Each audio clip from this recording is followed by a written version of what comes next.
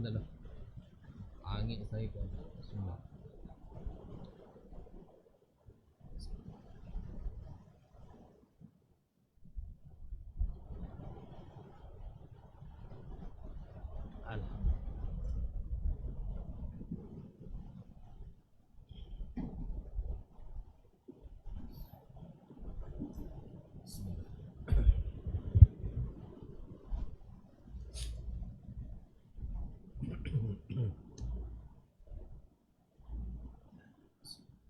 Assalamualaikum warahmatullahi wabarakatuh. Alhamdulillah. Alhamdulillahilladzi bini'matihi tatimmu salihat wa fi fadlihi tatanazzalul khair wal barakat wa bi taufiqihi tahaqqaqul maqasid wal ghayat. Ashhadu an la ilaha illallah wahdahu la syarika lah wa ashhadu anna Muhammadan abduhu wa rasuluh sallallahu alaihi wa ala alihi wa ashabihi wa man sara ala nahjihi wa istanna bi sunnatihi ila yaumil ma'ad. Ya ayyuhalladzina amanu ittaqullaha haqqa tuqatih wa la tamutunna illa wa antum muslimun. Allahumma ati nufusana taqwaha wa zakkiha anta khairu man zakkaha anta waliyuha wa maulaha innaka ala kulli syai'in qadir. Amma ba'd, ma'asyiral muslimin wal muslimat, al-hadirin wal hadirat, saudara-saudari para pemirsa dimanapun berada, alhamdulillah kembali kita berjumpa pada kesempatan yang mulia ini. Dengan izin Allah Subhanahu wa taala kita bisa duduk bersama dalam mempelajari agama Allah Subhanahu wa taala, mempelajari sesuatu yang sangat pondasi di dalam agama ini, yaitu tentang akidah, tentang tauhid. Sehingga ketika tauhid kita benar, amal ibadah kita diterima Allah dan kita berada pada agama yang dicintai dan diridai oleh Allah Subhanahu wa taala, jauh dari kesyirikan, jauh dari penyimpangan, dan jauh daripada perkara-perkara yang dibenci oleh Allah Subhanahu wa taala. Mudah-mudahan Allah senantiasa menganugerahkan kepada kita semangat untuk bisa belajar dan selalu menuntut ilmu di sisa usia kita ini. Ucapan salawat dan salam senantiasa pula kita sampaikan untuk kekasih kita, junjungan kita Muhammad sallallahu alaihi wasallam. Mudah-mudahan kita di dalam bimbingan dan di dalam taufik Allah untuk bisa mengikuti dan mencontohnya serta meneladani baginda kita alaihi salatu wassalam. Ikhwatal kiram rahimakumullah, malam ini kembali kita membahas tentang tafsir kalimat tauhid. Tafsir kalimat tauhid ini bukan kalimat, tapi ini adalah sebuah judul kutaib yang ditulis oleh Syekh Muhammad bin Abdul Wahab, yaitu penafsiran tentang kalimat tauhid ini. Kenapa perlu ditafsirkan? Karena memang banyak orang yang tidak faham, penafsirannya itu tidak sesuai dengan tuntunan ayat-ayat Al-Quranul Karim dan hadis-hadis Rasulullah sallallahu alaihi wasallam. Maka mari kita baca kalimat beliau, halaman 144 ya, dalam kitab saya ini. Kita kembali membuka. Fa'lam, maka ketahuilah, kata beliau, anna hadhil kalimah, sesungguhnya kalimat ini, maksudnya apa kalimatnya? Kalimat la ilaha illallah, itu maksudnya. Maka ketahuilah bahwa kalimat ini, kalimat la ilaha illallah, nafyun wa isbatun, terdiri dari dua hal. Yang pertama, nafyun artinya menafikan, meniadakan. Yang kedua, isbatun, yaitu menetapkan. Jelas ya? Kita ulang pelan-pelan, kita sampaikan pelan-pelan. Kalimat la ilaha illallah terdiri dari dua hal. Rukun, disebut oleh para ulama, rukunnya ada dua. Yang pertama adalah nafyun, peniadaan. Yang kedua adalah isbatun, yaitu menetapkan. Berkata Syekh Shalih Fauzan rahimahullah taala di dalam catatan kakinya, hadhil kalimah laha ruknan. Kalimat la ilaha illallah, kalimat la ilaha illallah memiliki dua rukun. Huma nafyun wa isbatun. Kedua itu adalah nafyun, yang pertama menafikan, meniadakan, yang kedua adalah isbat, menetapkan. Fala yakfin nafi wa la yakfil isbat.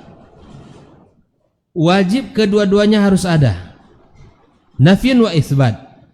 Karena apabila kita hanya menafikan, itu tidak sempurna. Begitu juga tidak cukup kita hanya menetapkan, tapi kita juga harus ikutkan nafyu. Nafi apa maknanya? Meniadakan seluruh sembahan selain Allah, kita tiadakan. Baik itu manusia yang disembah, malaikat, jin, bebatuan, pepohonan, berhala dan sebagainya. Kita tiadakan seluruh sembahan selain Allah, dan kita tetapkan hanya Allah yang berhak untuk kita sembah. Maka kata Syekh Shalih Fauzan, tidak bisa kita hanya menafikan tanpa kita tetapkan. Begitu juga sebaliknya. Balla budda minal isnaini muqtarinain. Mesti kedua-duanya ada. La ilaha, enggak cukup. Itu namanya kita meniadakan ilah saja. Lalu siapa yang disembah? Lalu siapa yang disembah? Makanya kita tetapkan illallah. Kama qala ta'ala, maka dalilnya mana? Ketika kita mengatakan nafyun wa isbat, maka dalilnya firman Allah, faman yakfur bit-taghut, maka siapa yang kufur kepada taghut, wa yu'min billah, dan dia beriman kepada Allah. Di sini maka la yakfur bit-taghut faqat.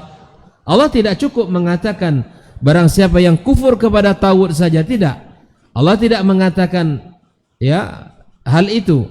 Bal qala wa yu'min billah. Lalu Allah tetapkan dan beriman kepada Allah. Wa qala may yu'min billah wa lam yazkuril kufur bit-taghut la budda minal itsnaini. Maka jika kita beriman kepada Allah, kita nafikan, jazakumullah khair, kita nafikan seluruh sembahan selainnya. Jelas sampai di sini ikhwan, bahwa la ilaha illallah memiliki dua rukun, nafyun wa isbatun. Baik, kita lanjutkan. Nafyul ilahiyyah amma siwallah subhanahu wa ta'ala minal mursalin hatta Muhammad sallallahu alaihi wasallam. Kita nafikan seluruh sembahan selain Allah subhanahu wa ta'ala, dari para rasul yang diutus dari Adam alaihissalam sampai Muhammad sallallahu alaihi wasallam, kita nafikan hatta Muhammad. Para anbiya, para rasul, mereka tugasnya menyampaikan risalah. Mereka tidak berhak untuk kita sembah. Mereka mengajak kita untuk memurnikan ibadah kepada Allah, bukan memberikan ibadah kita kepada mereka. Mereka berdakwah untuk mengajak kita melepaskan kesyirikan dan memurnikan tauhid, tidak melepaskan kesyirikan dan beribadah kepada mereka, tidak. Semua para anbiya dan rasul mengajak kaumnya untuk beriman kepada Allah Subhanahu wa taala semata. Wa minal malaikati hatta Jibril alaihi salam. Kita nafikan juga para anbiya yang diutus oleh Allah, orang-orang pilihan, kita nafikan. Tidak boleh kita sembah. Tidak boleh kita berikan ibadah kita kepada mereka. Wa minal malaikati, dan begitu juga dari golongan para malaikat-malaikatnya. Hatta Jibril alaihissalam, Jibril yang membawa wahyu, yang turun membawa wahyu kepada Rasulullah, maka dia tidak berhak untuk kita sembah. Fadlan an ghairihima minal anbiya'i was salihin wa itsbatu lillahi azza wa jalla. Kalaulah para malaikat saja tidak boleh kita sembah, para anbiya tidak boleh kita sembah, apalagi selain mereka. Para wali, manusia-manusia, para kiai, para habib, tidak boleh. Semuanya makhluk seperti kita, dan mereka juga wajib tunduk hanya kepada Allah semata. Mari kita lihat bagaimana penjelasan Syekh Shalih Al-Fauzan. Nafyul ilahiyyah an kulli ma yu'bad min dunillah. Kita menafikan ibadah kita, sembahan kita dari seluruh yang disembah selain Allah Subhanahu wa taala. Murnikan tauhid, murnikan ibadah kita hanya untuk Allah. Dari siapa? Minal makhluqat, dari seluruh makhluk-makhluk yang diciptakan Allah. Walau kana min aslahil as-salihin, meski dari orang yang paling saleh di antara manusia ini, tidak boleh kita berikan ibadah kita kepada mereka. Kita tahu fa aslahul bashar huwa Muhammad. Manusia yang paling terbaik siapa? Rasulullah sallallahu alaihi wasallam. Wa aslahul malaikati huwa Jibril. Ya. Dan malaikat yang paling saleh adalah Jibril alaihissalam. Muhammad tidak kita berikan ibadah kita kepadanya. Jibril alaihissalam tidak kita berikan ibadah kita kepadanya. Wa ma hadza law anna ahadan ya'budu Jibril aw ya'budu Muhammadan fa innahu yakunu musyrikan. Andaikan ada orang yang menyembah Muhammad sallallahu alaihi wasallam atau menyembah malaikat Jibril alaihi salam, maka dia termasuk orang musyrik. Orang musyrik khalidan finnar. Jadi kan yang disembahkan hanya malaikat, makhluk yang paling suci. Iya, beliau makhluk, mereka makhluk yang paling suci, tapi mereka tidak berhak mendapatkan ibadah, sembahan. Mereka makhluk seperti kita, diciptakan Allah, dan masing-masing punya tugas dan misi. Allah ciptakan jin dan manusia untuk beribadah kepadanya. Allah ciptakan malaikat-malaikat, yang mana malaikat ini kata Allah, la ya'sunallaha ma amarahum wa yaf'aluna ma yu'marun. Mereka makhluk yang taat, tidak pernah ingkar, tidak pernah durhaka kepada Allah Subhanahu wa taala. Hatta malaikat tidak berhak mendapatkan sembahan dari manusia. Li'anna Allah la yarda ayyushraka ma'hu ahad. Kenapa? Malaikat-malaikat juga tidak boleh kita duakan bersama Allah dalam ibadah, karena Allah tidak ridha. Allah tidak ridha, ingat. Allah tidak ridha ketika seorang hamba beribadah kepada Allah lalu dia menyembah yang lain juga di saat yang sama. Perbuatan itu dibenci Allah Subhanahu wa taala. Perbuatan itu perbuatan yang diancam melalui firman Allah Subhanahu wa taala. Banyak di dalam Al-Qur'anul Karim, innahu may yusyrik billahi faqad haramallahu alaihi al-jannah wa ma'wahu an-nar wa ma lidh-dhalimin min ansar. Di antara kalimat ancaman Allah yang syirik, dia mensyirikkan Allah tabaraka wa taala, Allah haramkan surga, Allah masukkan ke dalam neraka, dan kemudian dia tidak mendapatkan pertolongan dari siapapun. La minal malaikati wala minal anbiya wala minas salihin. Allah tidak ridha diduakan bersamanya para malaikat-malaikatnya, para anbiya, para rasul, dan para orang-orang saleh. Dan mereka tahu. Makanya subhanallah, Nabi kita sallallahu alaihi wasallam selalu menutup celah-celah.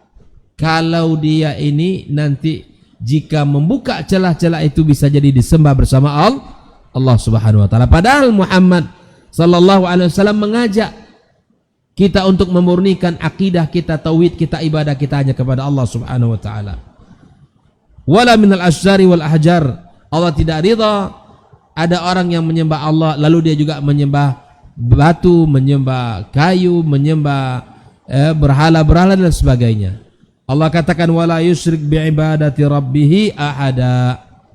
Ini syarat kalau ingin bertemu dengan Allah, ikhwatal kiram, syarat ingin bertemu dengan Allah, dia tidak mensyirikkan Allah dengan satu apapun.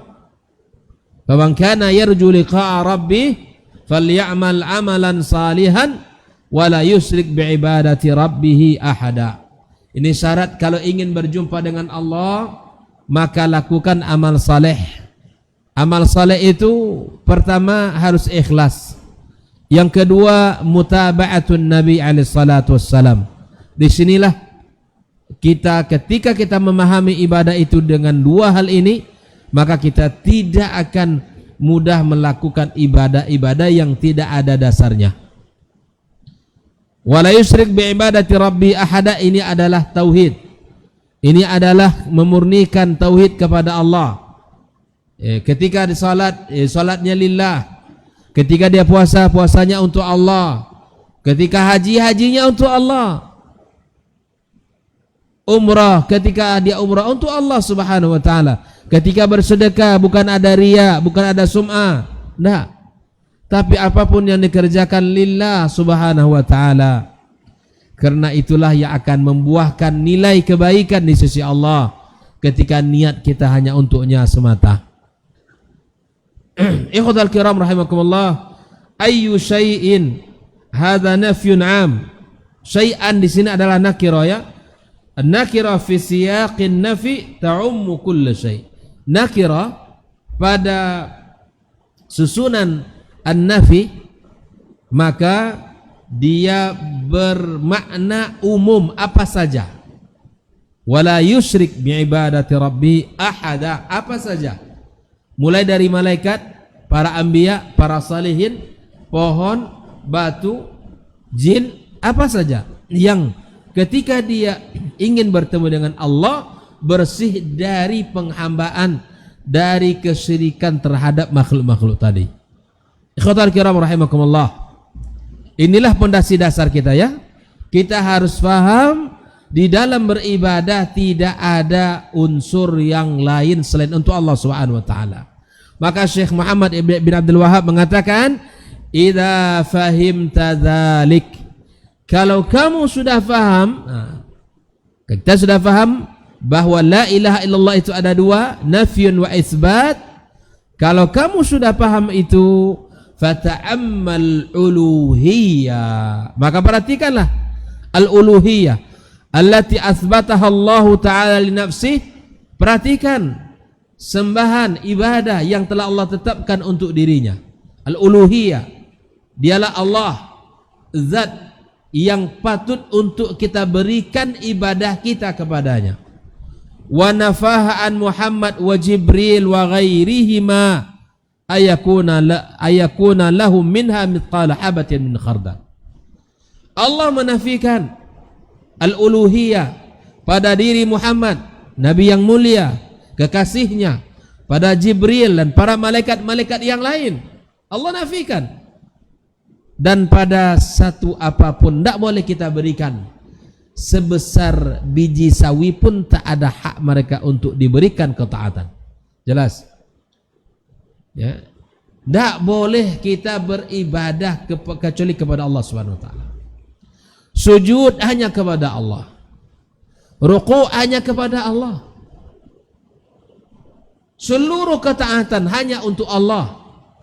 Tidak ada unsur selain itu. Tidak ada untuk manusia dan untuk siapapun. Kalaulah ibadah kita sudah lakukan seperti ini, maka kita sudah benar di dalam menjalankan ketaatan kita, ibadah kita kepadanya. Berkata Syekh Shalih Al-Fauzan, al-uluhiyah ma'nah al-ibadah. Al-uluhiyah, ibadah, sembahan, ibadah yang kita lakukan dalam rangka menyembah Allah. Wa min huna ghalata katsiruna fi tafsir la ilaha illallah wa fassaruha bighairi tafsiriha wa min dzalik. Yang diinginkan oleh Allah ikhwatal kiram di dalam makna la ilaha illallah itu apa? La ma'buda bihaqqin illallah. Tidak ada sembahan yang berhak disembah kecuali Allah. Namun ada beberapa kelompok yang menafsirkan kalimat la ilaha illallah tidak sesuai dengan yang diinginkan kalimat ini. Misal berkata orang-orang wahdatul wujud. Pernah dengar enggak? Wahdatul wujud pernah dengar? Allah dan dirinya menyatu, ittihad. Ini orang-orang yang mengatakan Allah menyatu dengan tubuhnya. Wahdatul wujud, wahdatul wujud disebut juga dengan memiliki akidah ittihad, menyatu antara Khalik dan makhluk. Ini biasanya orang-orang sufi meyakini seperti ini. Mereka ini seperti Ibnu Arabi, seperti Ibnu Arabi, ya. Wa atba'uhu dan para pengikut-pengikutnya, ya. Ini subhanallah. Yaqulun mereka berkata, ya. Ya. Beri dia jalan. Baik. Ibnu Arabi dan para pengikut-pengikutnya berkata, la ilaha illallah itu apa? La ma'buda, la ilaha ma'wujud illallah. Tidak ada Tuhan yang ada kecuali Allah. Itu saja. Tidak ada Tuhan yang ada kecuali Allah. Padahal dimaksudkan apa? Tidak ada ilah yang berhak disembah kecuali Allah. Mana hadza anna kullal ma'budat kullaha Allah. Maka seluruh sembahan semuanya adalah Allah Subhanahu wa taala. Semuanya Allah Subhanahu wa taala. Li'anna 'indahum anna al-wujud la yanqasim baina khaliq wa makhluq. Bagi mereka al-wujud, ya, sesuatu yang ada ini tidak terbagi kepada khalik dan makhluk. Tidak ada pembagian itu. Huwa kulluhu wallah, semuanya Allah. Makanya sampai pada diri manusia itu sendiri ada Allah. Mereka menyatu dengan Allah Subhanahu wa taala. Ini adalah kesyirikan. Allah, ya, bukan ada pada diri kita. Kita makhluk, dia khalik. Ya, mana mungkin Allah tabaraka wa taala menyatu dalam diri kita. Dan itu diyakini oleh mereka orang-orang wahdatul wujud. Ya. Yaj'aluna al-wujuda yattahid wa la yanqasim. Sesuatu yang ada ini semuanya nyatu, tidak ada terbagi kepada khalik dan makhluk. Kulluhu wallah. Semuanya Allah. Pada diri dia ada Allah, pada diri dia ada Allah, dan seterusnya.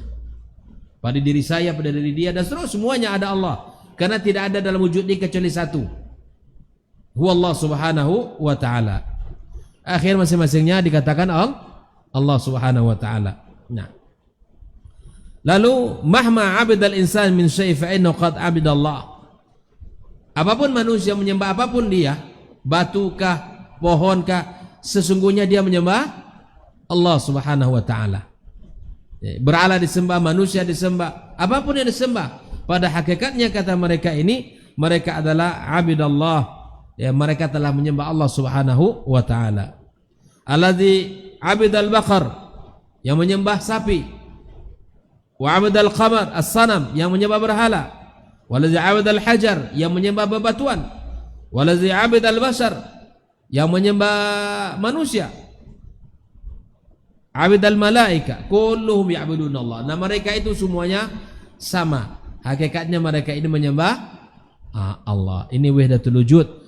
Tokoh yang paling, ya, menonjol dalam bab ini adalah Ibnu Arabi. Ada dua ulama namanya Ibnu Arabi, ini as-Sufi, wahdatul wujud. Ada Ibnul Arabi bil Ma'rifah, itu seorang ulama al-Maliki, al-Faqih, ya. Itu tidak yang kita maksudkan di dalam pembahasan ini. Ibnu Arabi as-Sufi memiliki akidah wahdatul wujud, ya, maka ini adalah akidah yang menyimpang. Berbeda dengan Ibnul Arabi. Nanti kalau kita baca kitab para ulama, qala Ibnul Arabi al-Faqih, itu seorang ulama Ahlussunnah. Ya, tapi Ibnu Arabi bin Nakira ini maksudnya adalah tokoh Wahdatul Wujud ini. Maka seluruhnya menyembah Allah Subhanahu wa taala.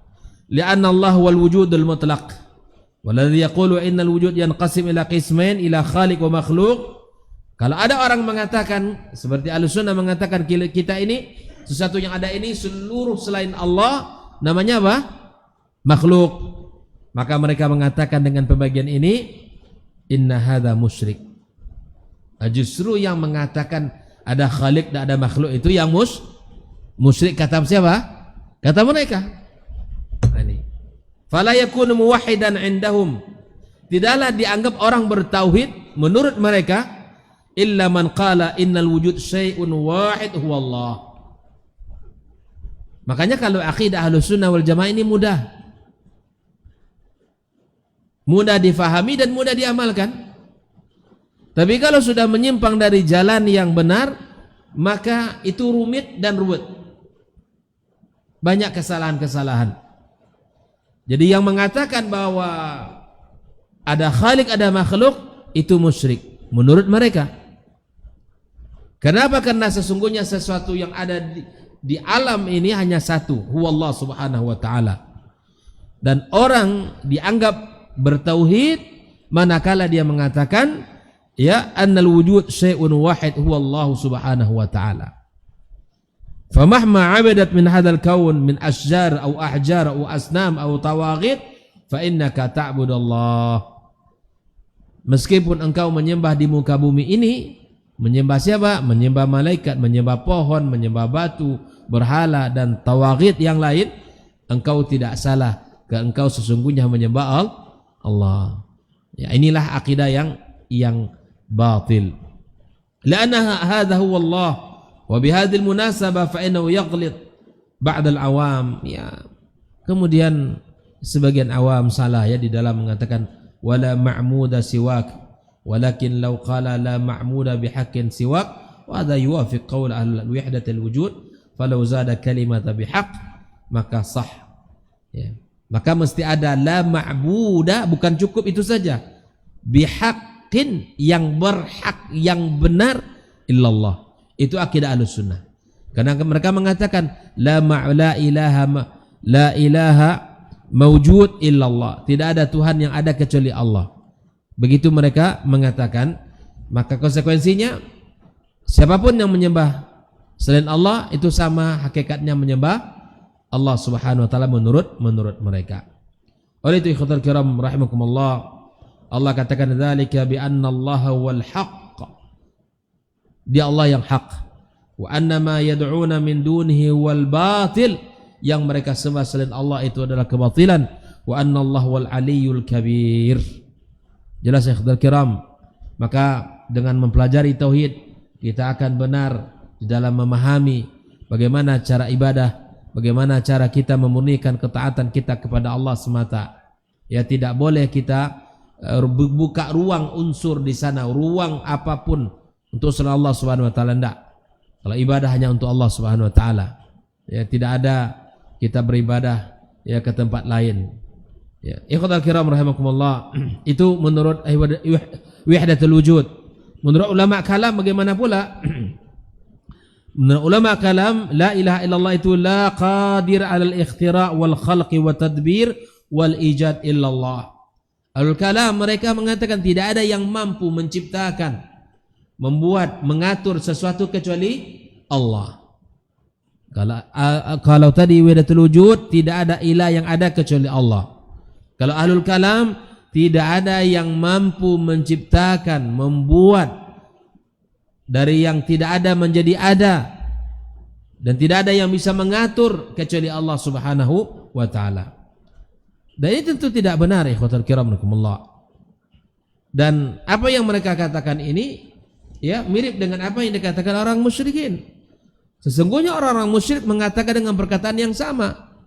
Orang musyrik mereka meyakini bahwa Allah yang menghidupkan, Allah yang mematikan, Allah yang memberi rezeki.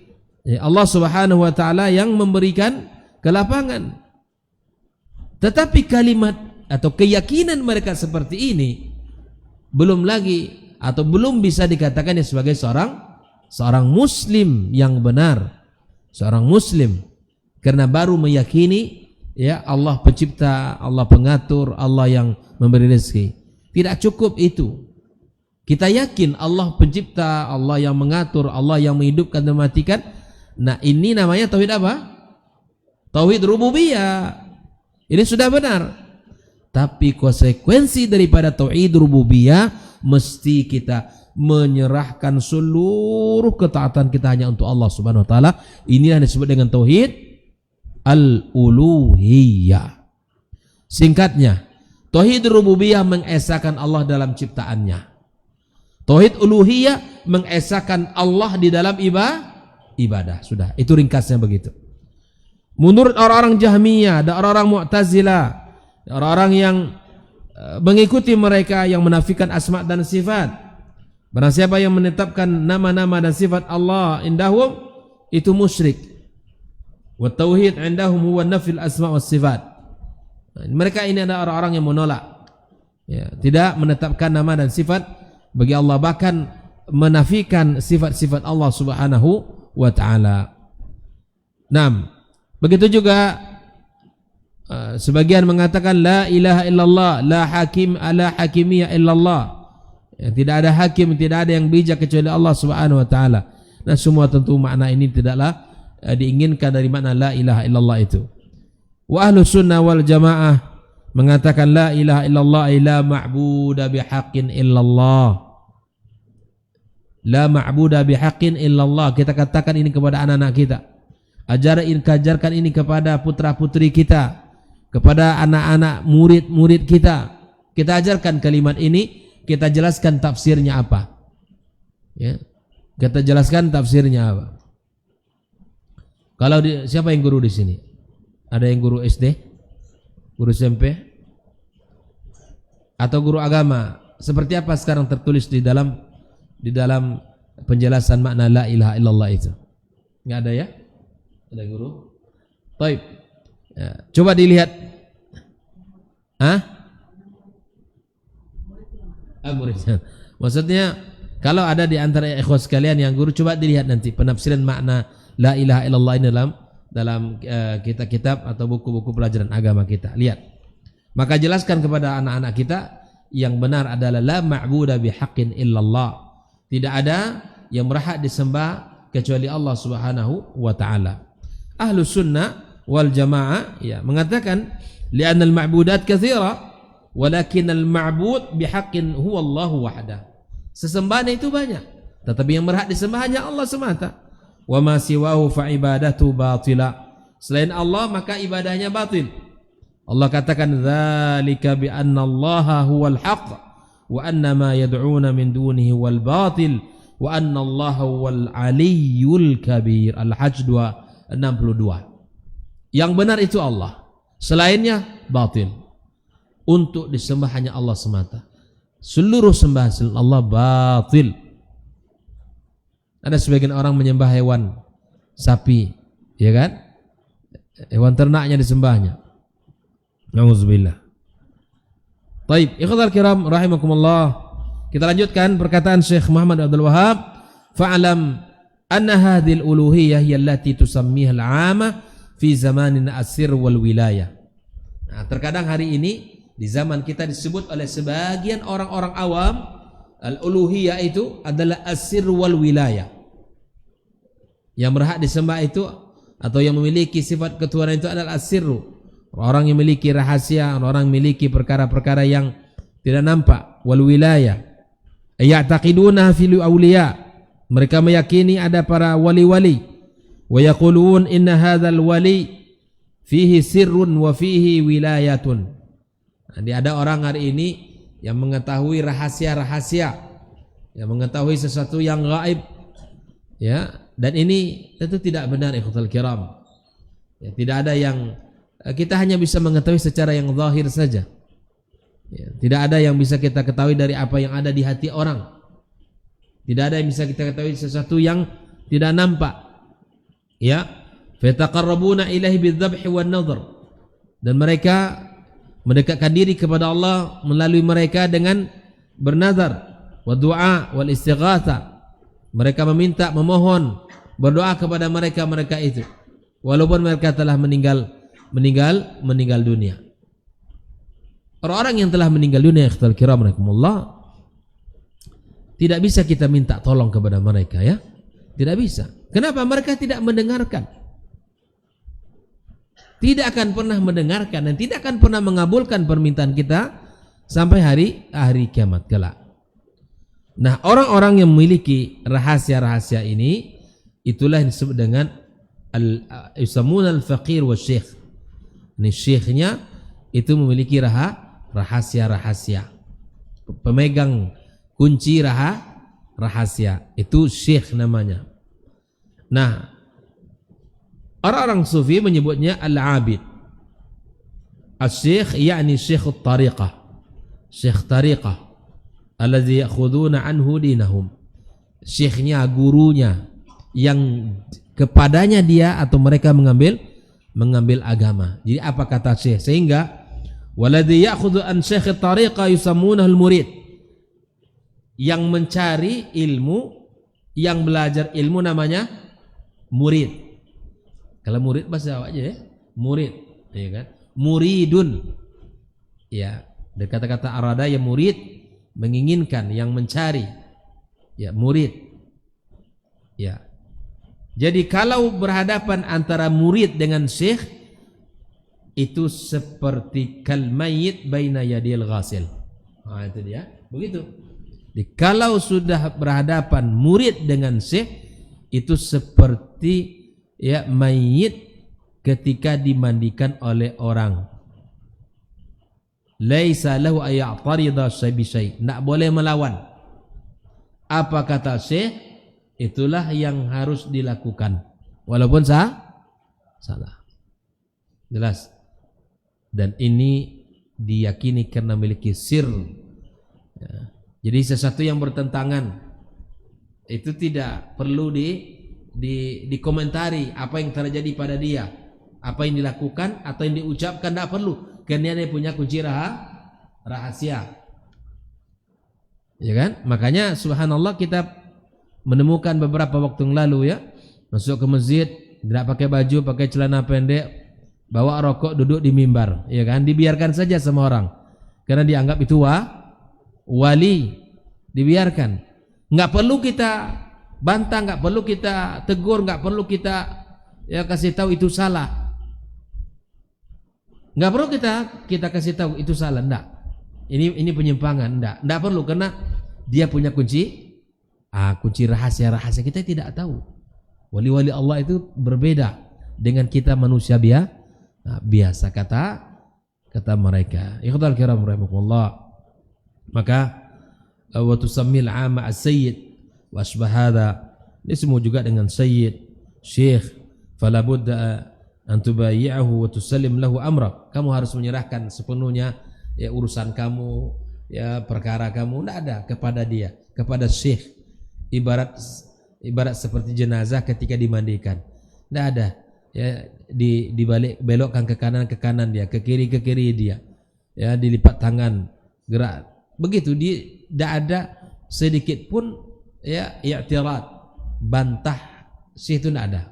Membantah syekh itu tidak boleh, ya. Apa kata guru? Islam tidak pernah mengajarkan begini. Islam tidak pernah mengajarkan hal yang seperti ini.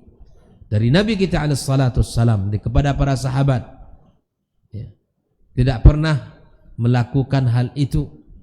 Bahkan subhanallah, ketika perang Badar pertama, kan ditanya oleh sang sahabat ketika Rasulullah SAW memilih untuk bertempat, ya, Nabi SAW kata dia, tempat kita sambil menunggu kafir Quraisy di sini. Tapi ada seorang sahabat mengatakan, apakah itu wahyu ya Rasulullah, atau itu hanya sekedar ide dan kemudian pemikiran atau strategi perang saja? Kalau ide, kalau hanya strategi, saya punya masukan tidak di sini tempatnya.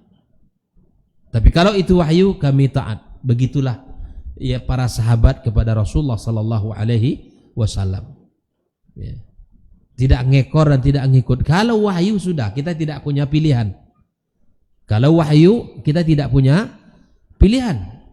Tapi kalau itu hanya strategi kata dia, saya punya usulan yang lain. Berpindah ke tempat sumber air. Jika seandainya nanti perang terjadi berkecamuk, maka kita masih punya persediaan air minum. Dan inilah yang dipilih akhirnya oleh Nabi sallallahu alaihi wasallam. Nah, kita tidak diajarkan taqlidul a'ma di dalam Islam. Ya, meniru, mengikuti tanpa kita harus mengetahui. Ya, kita diajarkan untuk menjadi orang yang melihat agama ini dengan dalil. Tidak kita mengikut buta tanpa kita harus berilmu. Islam mengajarkan faqih dalam agama ini. Cerdas kita di dalam beragama. Bukan mengikut apa kata kiai, apa kata buya, apa kata Habib, tanpa disertai dengan dalil-dalil yang sahih dari Al-Quran dan sunnah Rasulullah sallallahu alaihi wasallam. Wa dzalika kata Syekh, annahum yadhunnuna anna Allah ja'ala li khawasil khalqi 'indahu manzilatan. Karena mereka meyakini sebuah keyakinan, mereka itu memiliki kedudukan khusus di sisi Allah, khawas, orang-orang pilihan. Ya. Mereka menganggap itu orang-orang pilihan. Ya. Indahu manzila yarda yaltaji'il insan ilaihi. Allah ridha kalau manusia untuk ya bergantung kepadanya. Ini keyakinan mereka ini. Mereka meyakini orang-orang pilihan itu memiliki kedudukan. Dan bahkan di dalam keyakinan oleh sebagian orang, kalau sudah sampai pada tingkat tertentu, yasa'ul khuruj an din syariat Muhammad SAW. Boleh dia keluar dari syariat Muhammad. Ada orang mengatakan, kalau dia sudah sampai pada tingkat tertentu, maka tidak perlu sholat, tidak perlu puasa. Kok bisa dia tidak puasa? Kok bisa dia tidak sholat? Karena dia tidak sama dengan kita. Tidak sama kedudukannya dengan kita. Bayangkan tuh. Mereka meyakini bahwa kalau sudah sampai pada tingkat tertentu, tidak perlu sholat, tidak perlu dia mengaturkan ibadah. Terus perlunya apa dia? Ya kan? Jadi dia sudah seperti Tuhan tidak perlu dia diperintah. Ya subhanallah, ini adalah akidah yang batil, keyakinan yang batil. Seluruh makhluk jin dan manusia wajib untuk taat kepada Allah. Tidak ada orang yang mengatakan Abu Bakar tidak sholat, tidak pernah. Justru orang yang paling taat itulah orang yang menjaga sholatnya. Ya, kalau syekh-syekh yang disebutkan oleh mereka ini, kalau sudah sampai pada tingkat ma'rifat tertentu, maka dia tidak perlu sholat, bahkan boleh keluar dari syariat Islam. Seperti mana Nabi Khidir boleh keluar dari syariat Nabi Musa alaihissalam. Ini tidak benar.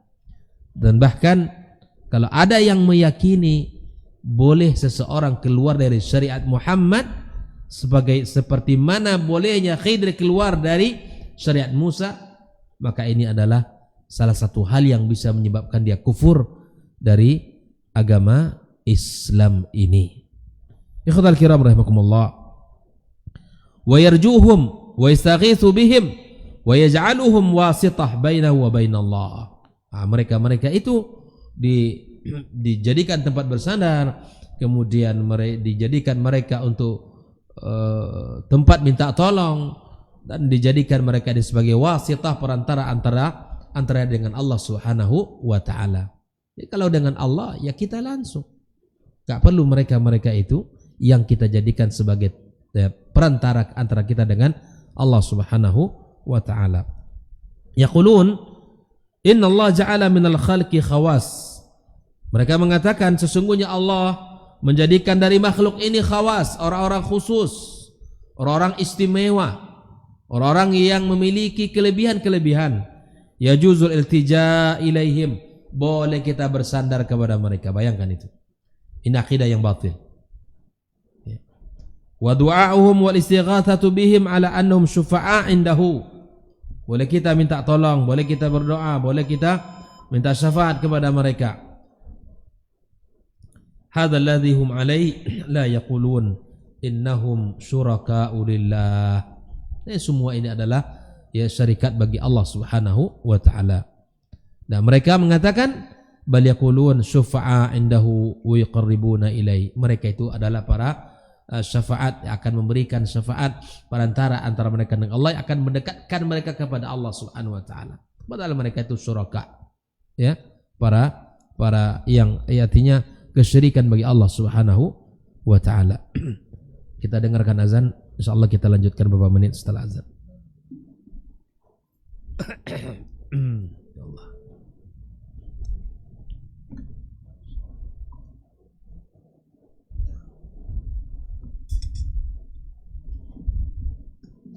Bismillahirrahmanirrahim. Allahu akbar, Allahu akbar.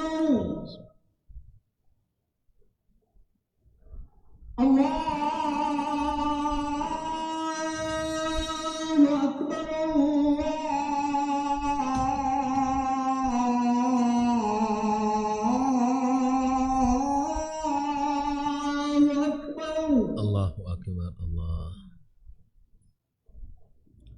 Asyhadu an la ilaha illallah.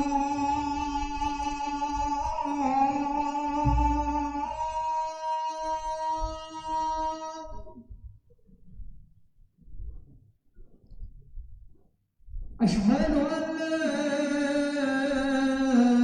ilaha illallah.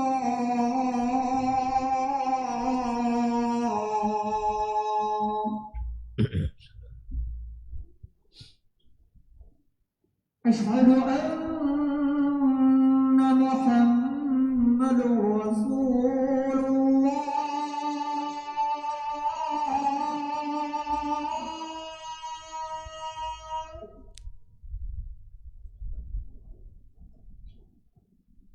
Asyhadu anna Muhammadur Rasulullah.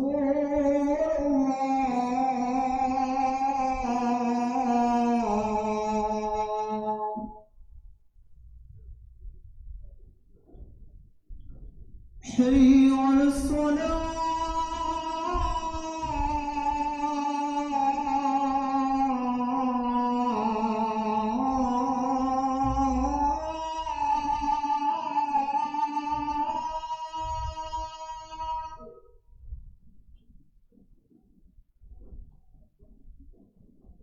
حي على الصلاة.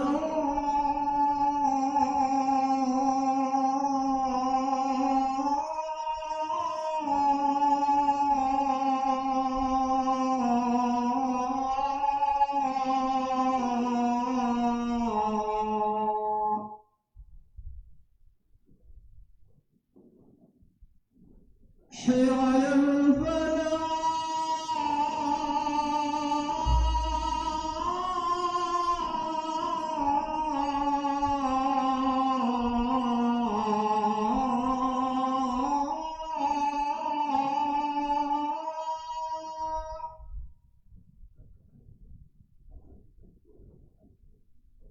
حي على الفلاح.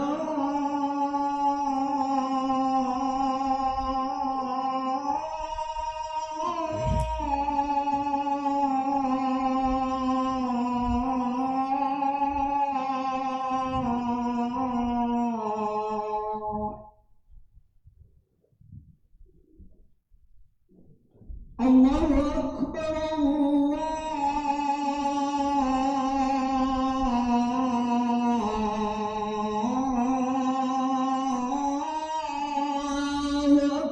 Allahu akbar, Allahu akbar. لا إله إلا الله.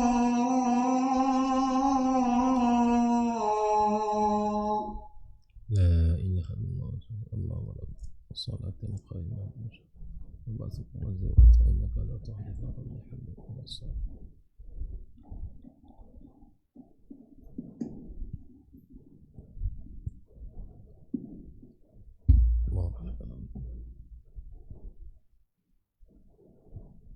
Baik, bismillahirrahmanirrahim. Kita lanjutkan. Berkata Syekh, "Falladzina yaz'um ahlu syirki fi zamanina annahum wasa'ituhum humul ladzina yusammihimul awwaluna al-aliha al-wasitah huwal ilah." Perhatikan, yang dikatakan oleh orang-orang musyrikin hari ini ya, sebagai wasa'id. Apa itu wasitah?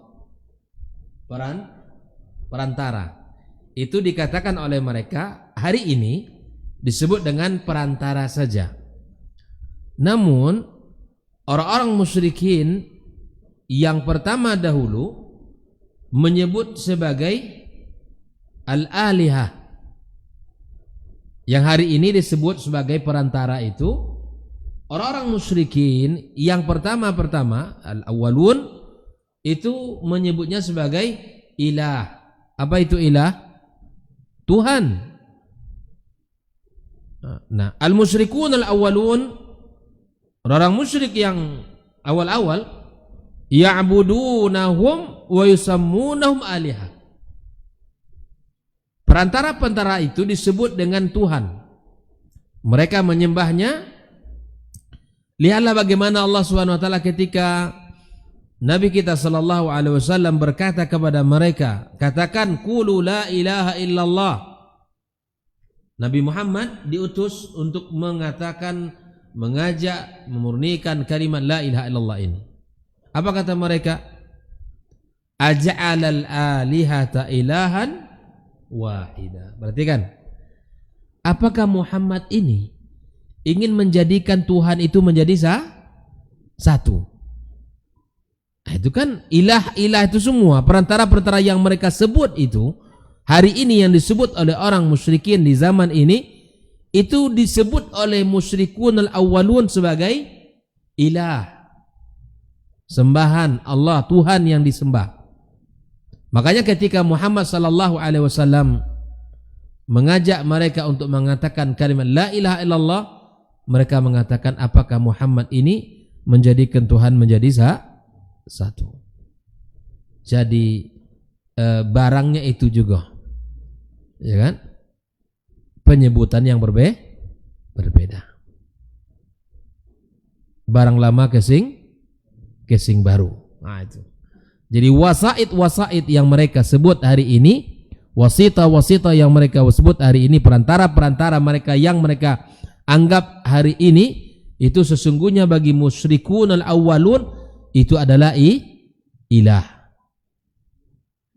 Ila qaulihi subhanahu wa ta'ala, animshu wasbiru ala alihatikum. Sudah ya.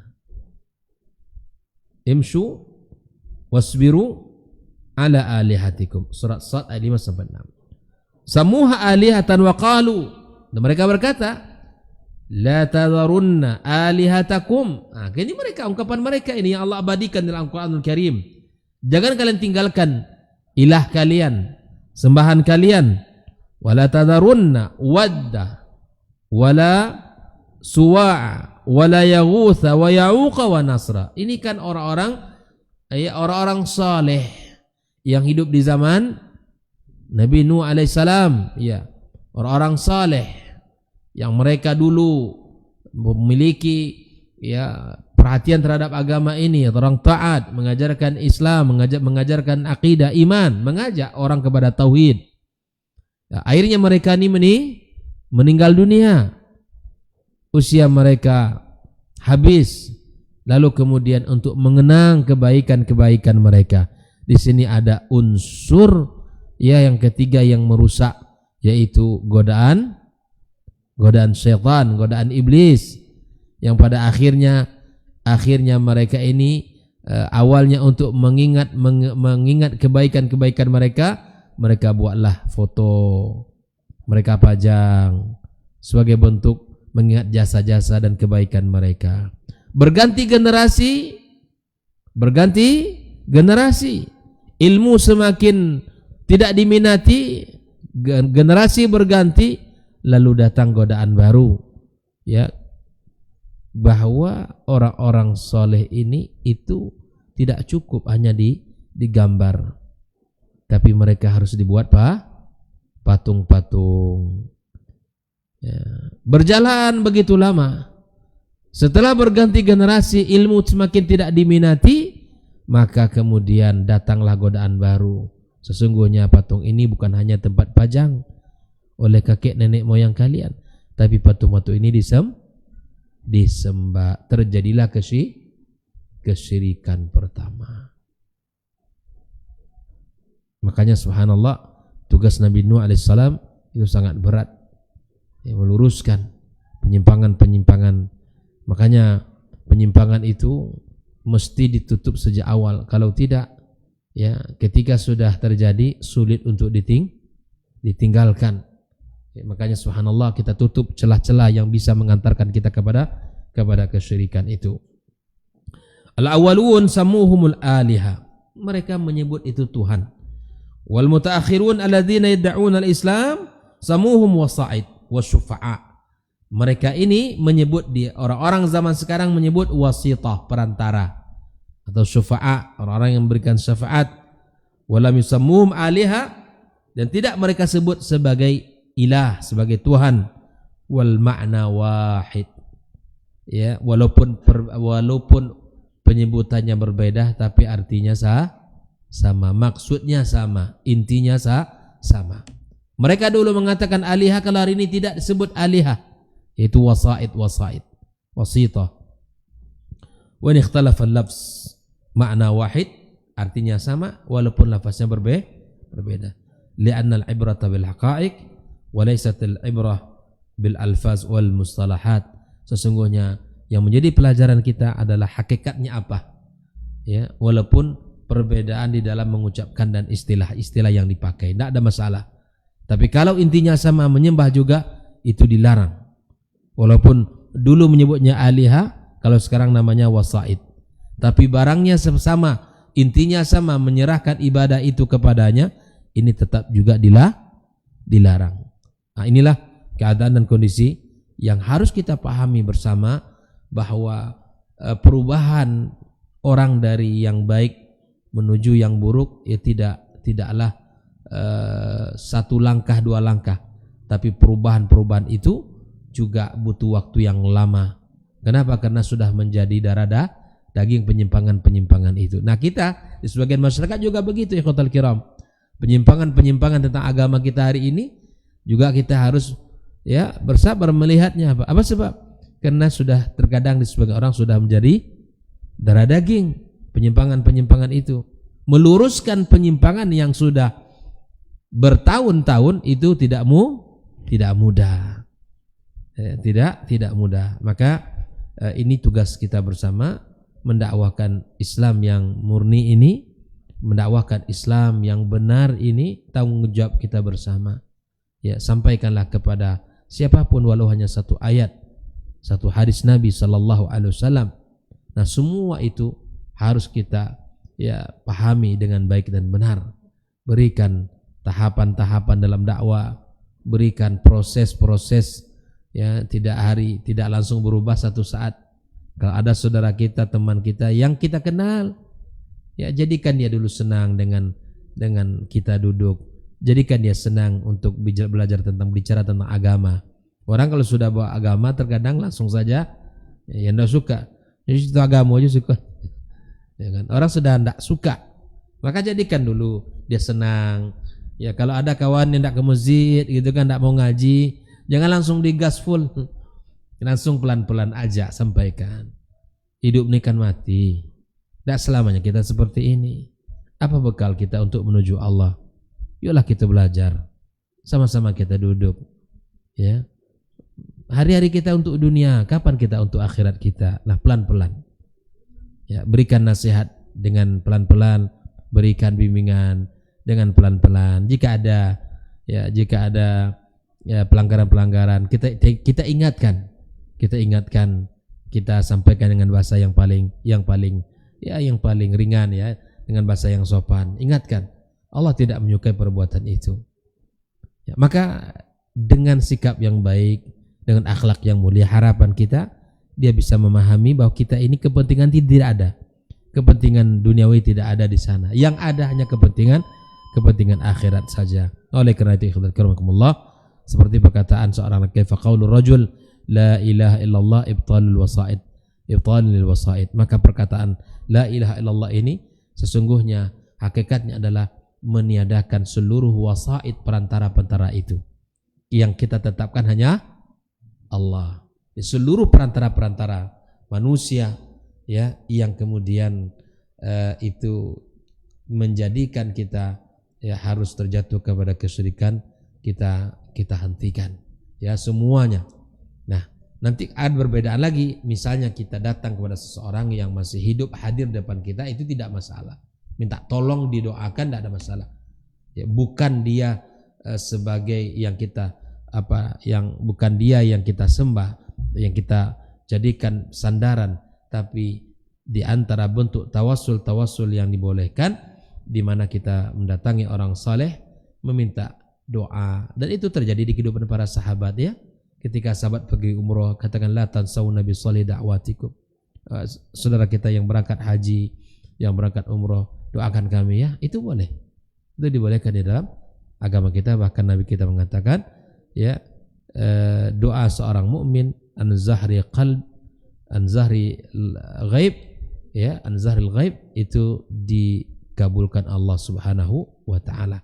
Jadi kita mendoakan saudara kita dari belakangnya, dia tidak depannya. Ya kan? Doakan dia dari belakangnya. Dia tidak tahu kalau kita ini selalu mendoakan dia. Dan Nabi Muhammad SAW juga mendoakan kita umatnya ya dalam setiap sujud-sujudnya. Barakallahu fikum. Insyaallah kita lanjutkan pada pertemuan berikutnya. Wallahu taala alam bissawab. Semoga Allah jaga akidah kita dan Allah jaga ya tauhid kita, jauh dari penyimpangan dan segala hal yang menjatuhkan kita kepada kubang kesyirikan. Barakallahu fikum. Wa sallallahu ala nabiyyina wa habibina Muhammadin wa ala alihi wa sahbihi ajmain. Wassalamualaikum warahmatullahi wabarakatuh.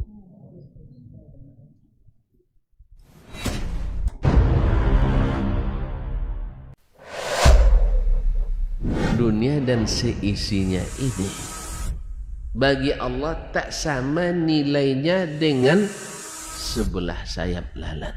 Barang siapa yang beramal untuk akhiratnya, Allah akan cukupkan baginya urusan dunia. Sayati zamanun 'alan nasi as-sabiru fihim qalqabit al-jamarah. Akan ada satu masa di akhir zaman yang berpegang teguh dengan agamanya seperti orang yang sedang memegang bara